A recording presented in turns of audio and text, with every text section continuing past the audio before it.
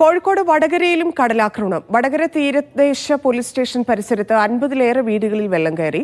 2 മണിക്കൂറിലേറെ സമയം ശക്തമായ തിരമാല ആഞ്ഞടിച്ചു.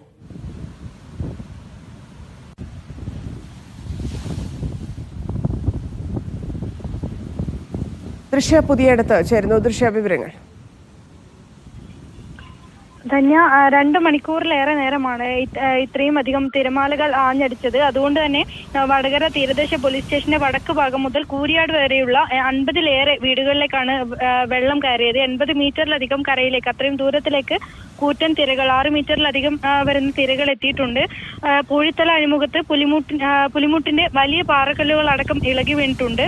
വടകര തീരദേശ പോലീസ് സ്റ്റേഷന്റെ വടക്ക് ഭാഗം മുതൽ കൂരിയാട് വരെയുള്ള വീടുകളിലാണ്, ആ ഭാഗത്തുള്ള വീടുകളിലാണ് ഈ 2 മണിക്കൂറിലേറെ സമയം ശക്തമായ തിരമാല അടിച്ചതോടെ വെള്ളം കയറിയിട്ടുള്ളത്. പുറങ്കര, അഴിത്തല, കൊയിലാണ്ടി വളപ്പ്, പാണ്ടികശാല, മുഖച്ചേരി, കൂരിയാടി തുടങ്ങിയ 6 വാർഡുകളിലധികം തീരദേശത്ത് ശക്തമായ കാറ്റും കൂറ്റൻ തിരമാലകളും ഉണ്ടാവുകയായിരുന്നു. പിന്നീട് 50 വീടുകളിൽ ഏറെ വെള്ളം കയറിയിട്ടുണ്ട്. ധന്യ. ശരി ദൃശ്യ.